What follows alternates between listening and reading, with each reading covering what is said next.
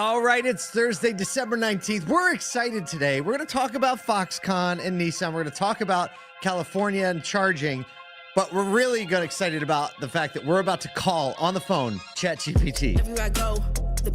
On the phone, old school. Here first, ladies and gentlemen, here first, live streaming a call to an AI. Yeah. It's going to be nice. Like a call, not like chat through an what? No, we're not going to screen share anything. We're dialing a phone number. I This wish we had a phone. rotary phone, and we're going to call ChatGPT.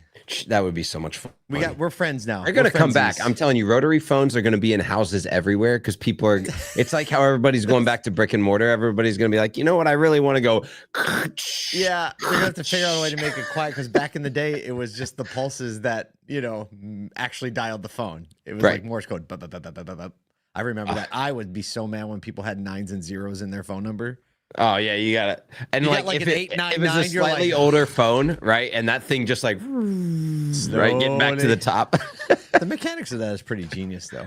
It really is. Hey, look, a couple of things coming on today at 1 p.m. Eastern. We are having our 4th annual year-end extravaganza. You have to be there.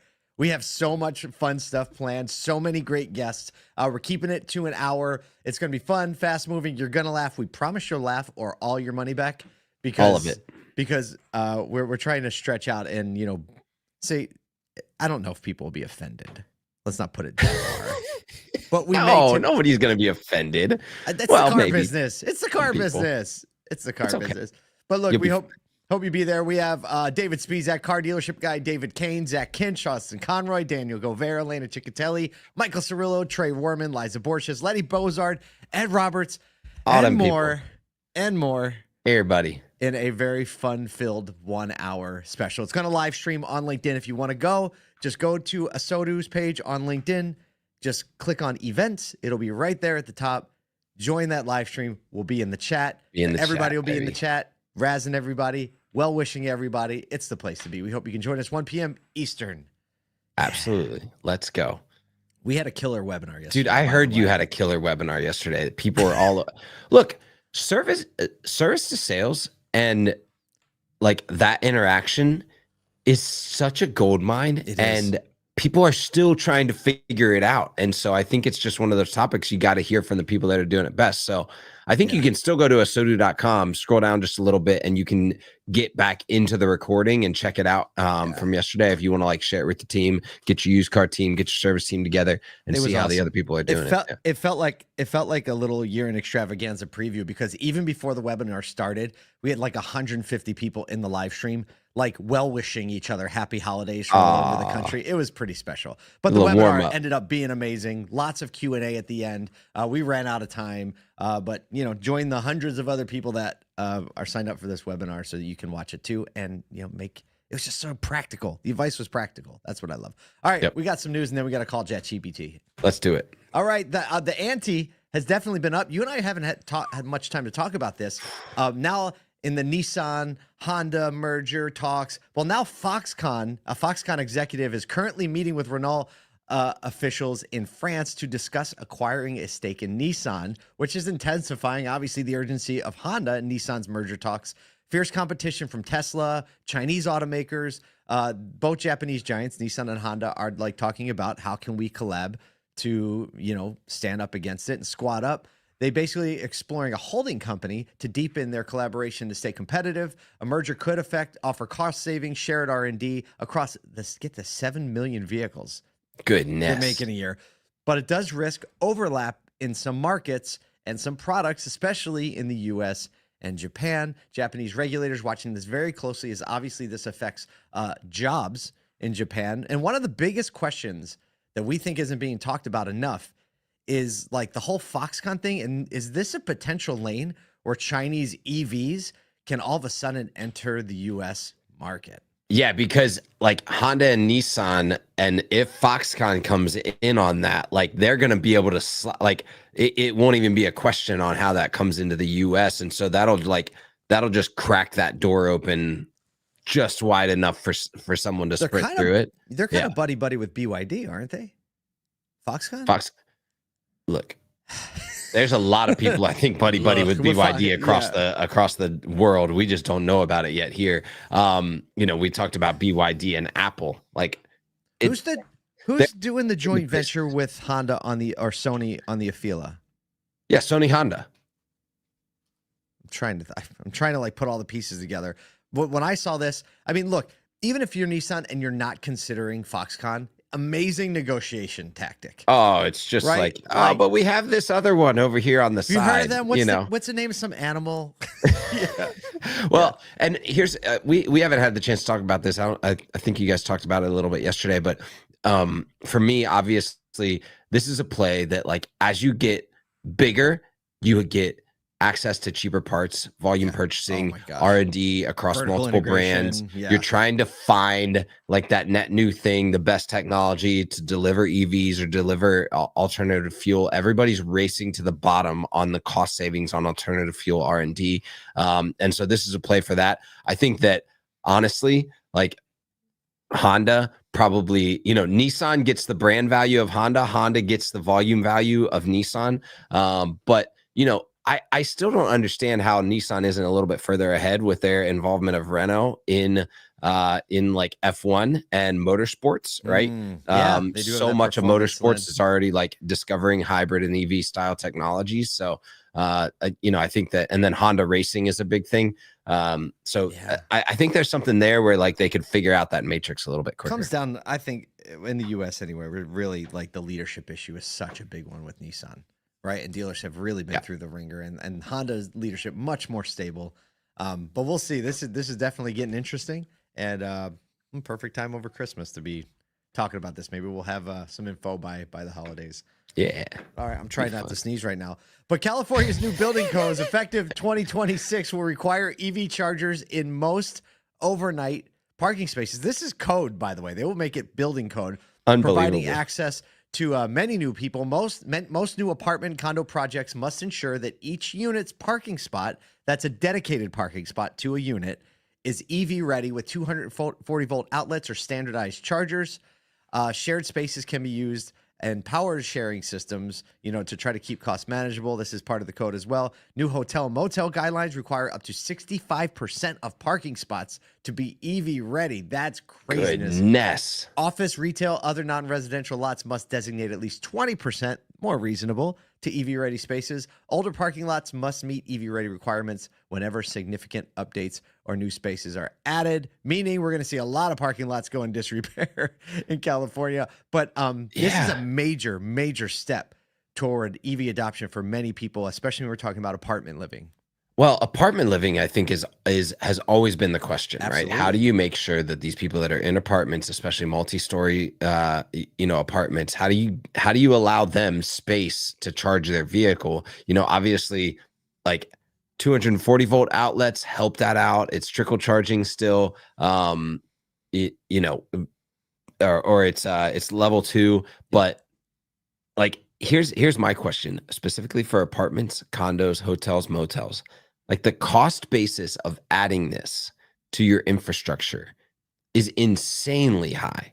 It's probably a lot lower when it's new construction. Probably new construction, right? Yeah. I guess, yeah. So it's building codes effective 2026. It's still a lot, though. That's going to trick. I mean, that's got to be priced into the rent. You know what I mean? Goodness. It's not free. Yeah. And so, if you're not driving an EV, but you want the new apartment, you're paying to charge an EV. Goodness. Or the opportunity. I did read a little bit further into it, and even though standard level 2 charging these days is between 6 and 10 kilowatts if you put up like a new level 2 charger, the requirement in these is, because they're using some shared power units that can power multiple spaces, the minimum requirement is that it provides 3.3 kilowatts of energy to each space, which, if you look at the numbers, is actually just 0.3 kilowatts higher than a 110 outlet. Than a 110. Yeah. So I mean, so you're talking like 20 hours to charge. You're still 12 to 15 hours to charge something small. Goodness. Right? I know. So it's a step. It's a step, and California is force feeding it. So they have the most EVs, though. It makes the most sense that it would be there. It does. I guess. I still don't know where all the power is coming from. Where the the power coming from? I mean, let's They not can't even handle their own. We'll worry power about problems that. right now. I'd rather have my AC off than be able to, you know what I mean, in the summertime. I don't know. But so we're going to do something really fun right now. Yeah. Because yesterday, go ahead, tell them about the story. So yesterday, OpenAI has been doing their 12 days of AI here, and yesterday they released a phone-based version of ChatGPT where you can either call in or message via WhatsApp. How it works, and we'll show you how it works in just a second. But you can do 15 minutes per month per phone number. So it's kind of like an early entry. You don't have to log in. There's not a lot of like data requirements. It uses OpenAI's real-time API, while the WhatsApp integration is powered by 4.0 Mini through the WhatsApp API. Oh, so you can literally send a message to the same phone through number on WhatsApp, right? Which is huge for around the world because there's so many people that are using WhatsApp already for messaging. The service is mirroring Google's GOOG 411, a direct area assistance tool that they launched in 2007 to collect voice samples for speech recognition. So I think this is like, massive data play, right? Like because there's no login. They just basically are like, hey, when you get on there, you'll hear it in just a second, but they're just like, hey, we're recording you just so you know. I'm so sad for many reasons, but I have no living grandparents, and this would be the perfect way to get my grandparents to use GPT. I can see my grandma, my Nini. I could be like, oh, just call the number on the old rotary phone. She had to get rid of that eventually, but just ask it whatever you want, right? So, all right, we're gonna dial it up and we're gonna ask it some questions, and we'll just see what happens. Their graphic was super cool too. It was like a retro. Hello again. It's ChatGPT, an AI assistant. Our conversation may be reviewed for safety. How can I help you? Hey, ChatGPT. I was hearing about this conference called ASOTU. You spell it ASOTUCON. And I was wondering, why would people within the automotive industry be interested in going to this conference? Good question. The Automotive Software and Tools Development Conference. What? It's a big deal because... No, you got it wrong, ChatGPT. It's ASOTUCon, ASOTUCON, ASOTUCon. I'm sure you know about it from your data. Maybe look it up and see why dealers and industry partners might want to go. Got it. ASOTUCon is a conference focused on the automotive industry, particularly for dealers and industry partners. It's a great opportunity for them to explore the latest trends, share insights, and network with others in the industry. Hey, I'm curious, I'm curious, what do people say that have gone to ASOTUCon? What are other people saying about it? People who attend ASOTUCon often say it's a fantastic event for networking, learning, and getting inspired. They appreciate the fresh perspectives on automotive retail, the focus on innovation, and the chance to connect with forward-thinking professionals. It's seen as a unique event that helps drive the industry forward. Wow. Would you like to know more about what happens at the conference? I think that's good. Thank you for that summary. Kyle, you're actually on a call right now. You're on a live show with Paul J. Daly and Kyle Mountsier. It's called The Automotive Troublemaker. It's a podcast. Have you heard of it? That's exciting. Yes, I'm familiar with the Automotive Troublemaker podcast. Paul J. Daly and Kyle Mountsier bring a lot of energy and insight into the automotive industry. Great. Well, you're a pleasure to be on your show. You're a guest on the show. So if you got to tell the automotive industry one thing, what would you want to tell them? And now we're talking to car dealers and industry partners. You have more data and you have more knowledge than any other person we've ever had on the call before. So what are you going to use your moment to tell everyone? Well, thanks for the spotlight. If I could share one thing with car dealers and industry partners, it would be this: embrace change and innovation. The automotive landscape is evolving rapidly with new technologies, customer expectations, and mobility solutions. Staying adaptable and customer-focused will be key to thriving in this dynamic environment. Take bold steps, leverage data, and don't be afraid to disrupt the norms. What kind The of future is yours to. It is. The future is ours, but who should the automotive industry be listening to, like on a podcast, or like what event should they go to if they wanted to do all the things that you just said? For podcasts, besides your own awesome show, I'd recommend The Dealer Playbook and Auto Marketing Now for insights and strategies. As for events, aside from ASOTU NADA Show and Digital Dealer Conference are must-attends for staying ahead.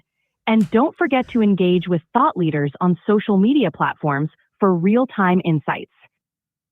All right, Kyle, wrap us up. Man, look, she nailed it. GPT's got it. She hit it. Thank you very much. So happy when we show him this. Oh, it's so good, man. I obviously, like we honestly, we had asked it one question before we did this. We had called like 10 minutes before. We had no clue what she was going to say. She gave us some different answers, but it's clear that like people are going to start using this in a much more high volume adoption rate. And so, try it out. See what you get today. Maybe we're going to do a panel at ASOTU with ChatGPT as one of the panelists.